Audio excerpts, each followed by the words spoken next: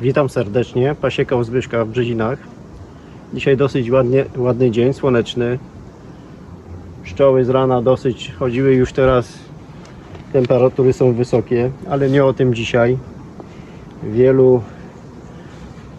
Wielu pszczelarzy jest przeświadczonych, bo tak zostali nauczeni może, że pszczoły nie mają pamięci, albo że mają tak krótką pamięć, że nie rozpoznają pszczelarza.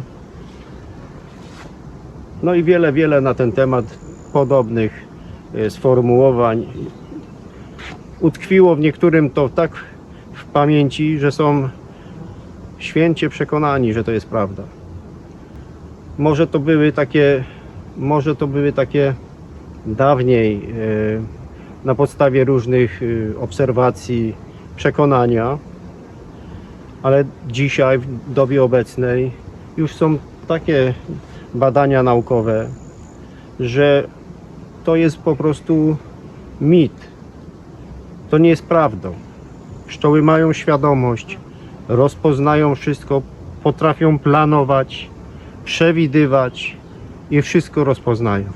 Robiono doświadczenia i mam ze sobą taką książkę Larsem Chittka. To jest niemiecki naukowiec, który wiele lat poświęcił na badania owadom, między innymi pszczole miodnej.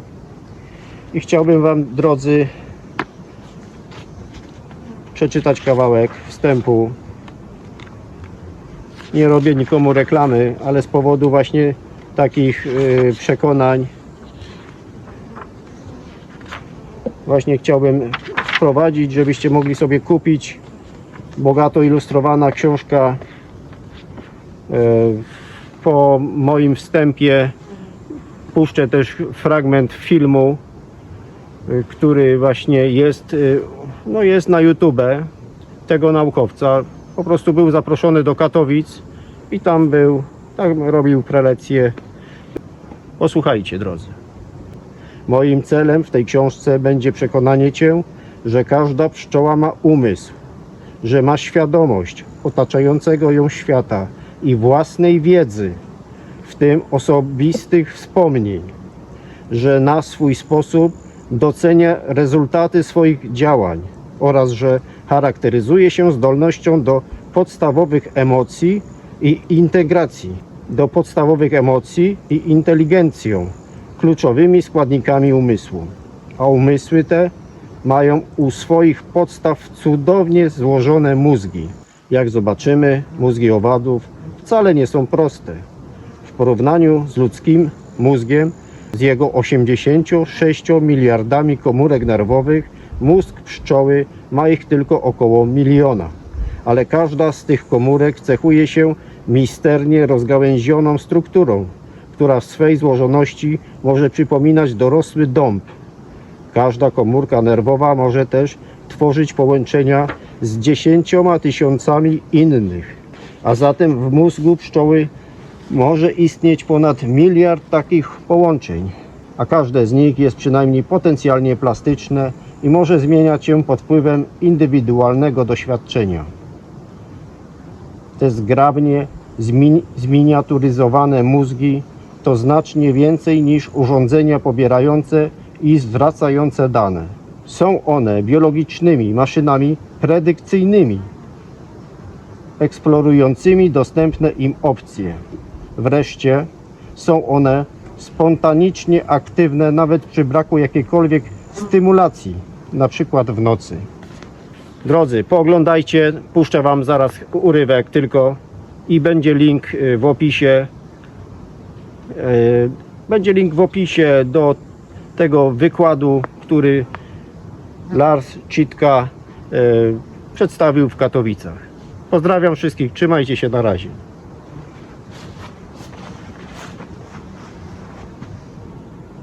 Scholar who was actually interested experimentally in how bees build honeycomb was a Swiss naturalist, François Hubert, who, in order to figure out what goes on inside a beehive, just inserted glass screens at the ceiling or on the sidewalls to study the inner workings of the beehive.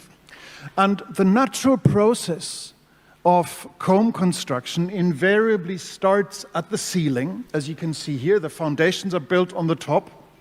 And then bees use gravity as a reference to gradually work their way down until they've reached somewhere near the bottom, and then they can start the next honeycomb. And the first thing that Hubert and his team observed when they introduced a glass ceiling, a glass roof to the hive, was that the bees didn't like very much to use the slippery glass surface as a foundation. What did the bees do? They just inverted the whole construction. They started at the bottom and now built the comb gradually upwards, like a tower construction. And you might say, well, this is still a repetitive machine-like process. But if you had built a machine to replicate the natural process of starting at the bottom, use gravity as a reference, build downwards, that machine, that robot, would already fall flat on its face with this simple challenge, unless you had added a routine saying, if you cannot attach to the ceiling, invert the process. But you'd have to program it to do this. And bees, of course, in their evolutionary history, have never once been faced with this challenge of having a glass ceiling. And Hubert and his team next thought, okay, now let's make it a little harder for the bees.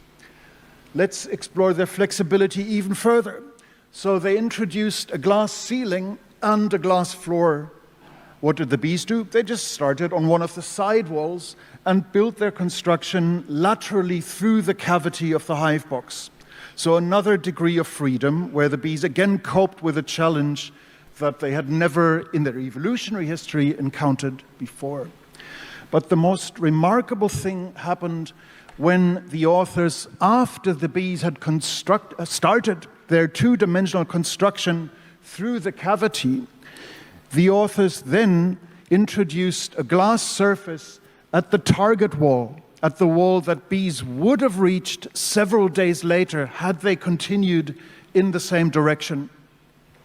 And what happened in that case, you might expect, okay, the bees just continue building until they've reached that slippery wall and then said, okay, this is not good, it's slippery, let's reinforce it with added wax structures. No. What the bees did instead, several days before that suboptimal outcome would have been reached, is they turned the entire construction 90 degrees and attached it to the nearest wood wall. So they apparently foresaw a future outcome of their building activities and averted it. And Hubert at the time exclaimed that I acknowledge that I could not suppress a sentiment of admiration for an action in which the brightest foresight was displayed. So a machine would not do this unless you tell it to cope with these obstacles in that way, right? So that is 200-year-old evidence already that bees did some sort of planning for the future that is not simply machine-like. Now, we now study bees' learning abilities largely in the context of visiting flowers. And the first thing that you notice in that context is that bee color vision is completely different to how we see the world. Bees can see ultraviolet light, which we cannot, we're blind to it. And so they can see in many flowers patterns that are entirely invisible to us. And this, of course, is a healthy reminder that the world we see is not the physical or the real world, but is a product of the particular sense organs that we have acquired through evolution. And other animals, including bees, have very different sensors through which they see the world very differently.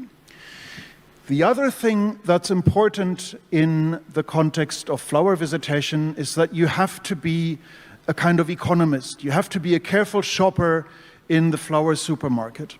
And this is because all flowers, different species, have different amounts of reward, different quality of nectar and pollen. And you have to remember the signals, the colors, the patterns, the scents of these flowers to predict the rewards. And in that way, bees act pretty much in the same way as you do when you remember a favorite product in a supermarket. You might have a favorite toothpaste, for example, because the quality is good, the price is acceptable, so you remember the packaging. in the same way as bees remember the flower appearance, and then return. You stay faithful to the same product so long as the quality stays high and the price acceptable. And if that changes, then you might relearn. And that's exactly the same challenge faced by flower visitors in nature. And the remarkable thing about many species of bees is their flexibility in associating any visual signal with a reward. So what you can see here in panel B is a honeybee about to land on a little platform with a drop of sugar water in front of a portrait of a human face. And she does that a few times, and then we remove the reward, we shuffle the spatial positions, and give the bees several different faces to choose from, as you can see in this display over on the left. And so this is basically like a crime witness test, where we're now asking the bee, can you now recognize the face that you've seen before when there was a reward? And you can see that for various pairs of faces in this panel, that the performance is about 80%. So they're very good at identifying these correct faces that were previously associated with sugar rewards. And in a sense, that's what we do in our experiments. We capitalize on bees' amazing flexibility of associating almost anything with sugar rewards. They always get sugar rewards if they get something right. And one context in which bees have to be smart is spatial navigation. You might all, at some point or other in your lives, have been in a situation where you had to navigate a foreign city where you've never been before, and perhaps to make it a bit more challenging, your phone might have been out of charge, or and you didn't have a map, and you can't, and this is Shanghai, you can't perhaps easily ask passers-by for directions, so you had to navigate using your memory. And even in an unfamiliar city, this is challenging, but it's made considerably easier than natural habitats, because all of these landmarks in cities, and you find the same in this beautiful city, all of these buildings are made to be memorable. They're made to be distinct from other buildings, because the architects want to show off their skills and want to build something that's memorable. And that, of course, facilitates navigation considerably in urban habitats.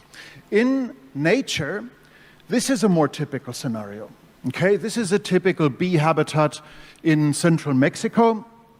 And I don't know if you can just so make out a single tree here, but there is one which actually contained a bee nest.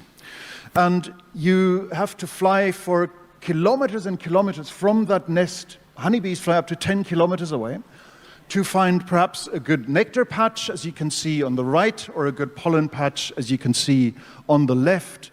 And there are thousands of trees in this picture that all look similar. There are multiple hills that all look similar. And I can tell you, I like to hike in these habitats without technology, but it's very, very hard. And there are no paths here. All you can use is memory, and conditions are often foggy, so you can't see the sun easily. So it's not a trivial task, especially if you have the brain the size of a pinhead. This is the technology that we are now using to track bees' spatial navigation. It's called harmonic radar. And basically the bottom dish emits a signal that is picked up by this transponder on a bee's back, which transposes it to a different frequency, which then gets reflected and picked up by the top dish that you can see rotating there. And using this technology, we're hoping to develop this to full 3 dimensions. What you can see here is a flight, a 3-dimensional trajectory of a honeybee drone on its first flight out. And these 2 boomerang shapes show you a simulation of how the bee might see the world through its eyes. This is the viewpoint from the bee's cockpit onto the surrounding landscape. And using this technology, we can explore how a bee solves various spatial challenges. And one common challenge is the so-called traveling salesman problem. And this is, as I guess the name suggests, the challenge that a salesperson needs to solve when they want to visit a number of stores of a chain, for example. Say you visit 5 cities in the course of a day, and of course you want to minimize travel distance, petrol usage, and time that you're investing. And that same challenge, of course, occurs for bees on a daily basis, because they often need to link multiple flower resources to fill up their honey stomach once. Once they're full, they always fly back to the hive, vomit, they regurgitate their food towards the honey storage, and then come right back to this challenge. And you can see here on the left the track of a bee that's not yet particularly experienced, and you can see it makes quite a big detour here. But that bee is only exploring, and what we can do with this technology is follow the same bee for its entire life, and thus how it learns to solve this task over many flights. And that's shown here on the right. So you can see now the bee has found 2 flower patches from its hive, these 2. Now it's found 2 more, and now it's found the 5th one. But you can see that we're now at flight 10. It's still doing quite a bit of exploring outside the territory, looking for more flowers. But with more and more experience, the bee more and more streamlines its route until indeed it's found the optimal one, and then sticks with that same route, for an extended period. So they're very good at solving these kinds of traveling salesman problems. Now, another thing that we were also interested in is the question of whether, when we leave bees entirely to their own devices, we're not giving them a challenge. We're asking them, how would you organize your life? You just fly about and we track you. So here we're following one bee through its entire lifetime. And this is a bee's maiden flight, her first flight ever, the first flight that she makes in her life. And you can see that this is sped up about 130 times. You can see that she explores in different directions, exploring the environment, always returning to the vicinity of her nest, and then explores in a different direction. And then comes back again, just checking where's my nest, and then flying out in a different direction. And also in the course of this flight, this will become relevant later, she visits this forest edge just once during that first flight, and we'll just keep that in mind for a moment.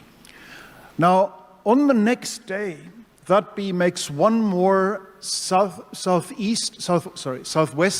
exploration flight, and now she's found something. By the way, green in these figures is always early, orange is in the middle, red is late.